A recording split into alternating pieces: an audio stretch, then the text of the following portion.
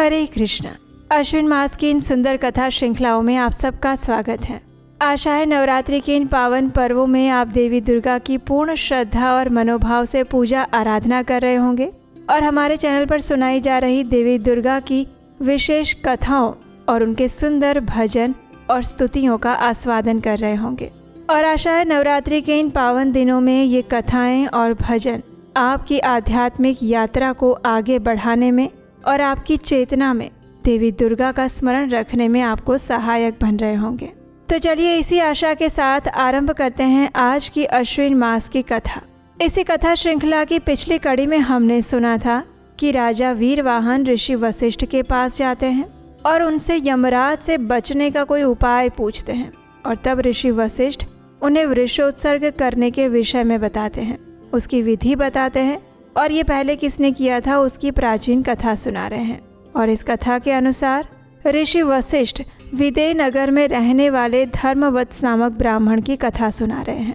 इस ब्राह्मण देव को एक समय 4 पुरुष उठाकर एक सुंदर नगर में ले जाते हैं और उस नगर में वो ब्राह्मण देव एक विचित्र बात देखते हैं। वहाँ पर उत्तम, मध्यम और अधम चरित्र वाले लोग रह रहे थे और उस ब्राह्मण का दर्शन करने के बाद उनका स्वागत, सत्कार और मधुपर्क अर्पित करने के बाद अब राजा आज्ञा देते हैं कि इस ब्राह्मण को जहाँ से लाए थे वहीं पर वापस छोड़ के आओ। अब ये देखकर ब्राह्मण देव अत्यंत आश्चर्यचकित रह जाते हैं और वे सोचते हैं कि आखिर ये राजा कौन है, ये प्रदेश कौन है। और जब वो इस विषय में राजा से पूछते हैं तो राजा उनके मंत्री की ओर इशारा करके बोलते हैं कि मेरे विषय में संपूर्ण वृत्तांत आपको मेरे मंत्री सुनाएंगे। तो चलिए आज की इस कथा में जानते हैं कि आखिर ये मंत्री राजा के विषय में क्या बोलते हैं। आइए आज की अश्विन मास कथा आरंभ करते हैं। अपने स्वामी की हार्दिक इच्छा को जानने वाले मंत्री ने उस विप्र से कहा, हे ब्राह्मण देव, ये राजा पूर्व जन्म में द्विज और देवताओं से सुशोभित विराध नगर में विश्वंभर नामक एक वैश्य थे, ऐसा मैंने सुना है। वैश्य वृत्ति से जीवन यापन करते हुए वे अपने परिवार का पालन करते थे, नित्य गायों की सेवा और ब्राह्मणों की पूजा करते थे। सत्पात्र को दान, अतिथि सेवा और अग्निहोत्र करना उनका नित्य धर्म था। सत्यमेधा नाम की पत्नी के साथ उन्होंने विधिवत गृहस्थ आश्रम का संचालन किया था। उसने स्मार्त कर्म के अनुष्ठान से सभी लोगों और श्रौत कर्मों से देवताओं को जीत लिया था। एक समय जब वो वैश्य अपने भाइयों के साथ बहुत से तीर्थों की यात्रा करके अपने घर लौट रहा था, तब मार्ग में ही उसे लोमश ऋषि का दर्शन हुआ। उसने महर्षि के चरणों में दंडवत प्रणाम किया। हाथ जोड़कर विनय पूर्वक खड़े होकर उस वैश्य से करुणा के सागर महर्षि लोमश ने पूछा, हे भद्र पुरुष, ब्राह्मणों और अपने भाई बंधुओं के साथ आप कहाँ से आ रहे हैं? हे धर्मप्राण, आपको देखकर मेरा मन आर्द्र हो उठा है। ये सुनकर विश्वंभर वैश्य ने उत्तर दिया, हे मुनिवर, ये शरीर नश्वर है, मृत्यु प्राणी के सामने ही खड़ी रहती है। ऐसा जानकर अपनी धर्मपरायणा पत्नी के साथ मैं तीर्थ यात्रा में गया था। तीर्थों का विधिवत दर्शन और प्रचुर धन दान करके मैं अपने घर की ओर वापस जा रहा था कि सौभाग्यवश मुझे आपका दर्शन हो गया। ये सुनकर लोमश ऋषि कहते हैं, इस भारतवर्ष की पावन भूमि में बहुत से तीर्थ हैं, आपने जिन तीर्थों की यात्रा की है उनका वर्णन कहिए।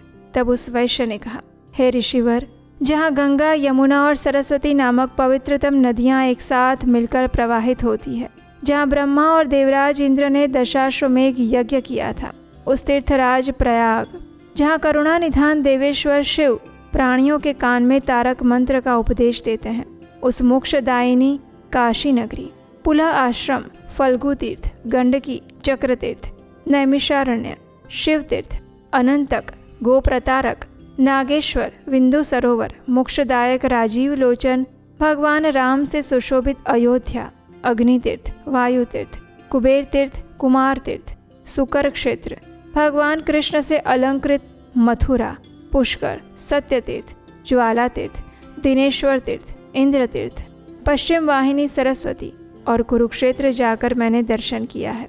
उसके बाद मैं ताप्ती, पयोष्णी, निर्विंध्या, मलय, कृष्णवेली, गोदावरी, दंडकवन, ताम्रचूड़, सदोदक और ध्यावा भूमिश्वर तीर्थ को देखकर पर्वतराज श्री शैल पहुंचा। उसके बाद महातेजस्वी भगवान हरि स्वयं जहाँ श्रीरंग नाम से निवास करते हैं, जहाँ महिषासुर मर्दिनी दुर्गा वेंकटी नाम से पुकारी जाती है, उस वेंकटाचल की यात्रा मेरे द्वारा की गई है। तत्पश्चात चंद्रतीर्थ, भद्रवट, कावेरी, कुटिलाचल, अवटोदा, ताम्रपर्णी, त्रिकुट, कोल्लकगिरी, वशिष्ठ तीर्थ, ब्रह्म तीर्थ, ज्ञान तीर्थ, महोदधि, ऋषिकेश, विराज, विशाल और नीलाद्री यानी कि जगन्नाथपुरी, भीमकुट, श्वेतगिरी, रुद्रतीर्थ और जहाँ तपस्या करके पार्वती ने भगवान शिव का पति रूप में वर्ण किया था, उस उमावन तीर्थ की भी मैंने यात्रा की है। साथ ही वरुण तीर्थ, सूर्य तीर्थ, हंस तीर्थ और महोदधि तीर्थ की यात्रा हुई, जहाँ स्नान करके काकोला यानी कि पहाड़ी कौवा भी राजहंस बन जाता है, जहाँ स्नान मात्र करके एक राक्षस ने देवत्व पद प्राप्त कर लिया। उसके बाद विश्वरूप, वंदी तीर्थ, रत्नेश और कुकाचल तीर्थ गया, जहाँ नर नारायण का दर्शन करके मनुष्य करोड़ों पाप से मुक्त हो जाता है। सरस्वती, दृषद्वती और नर्मदा नामक मनुष्यों के लिए कल्याणकारिणी नदियों की भी मैंने यात्रा की।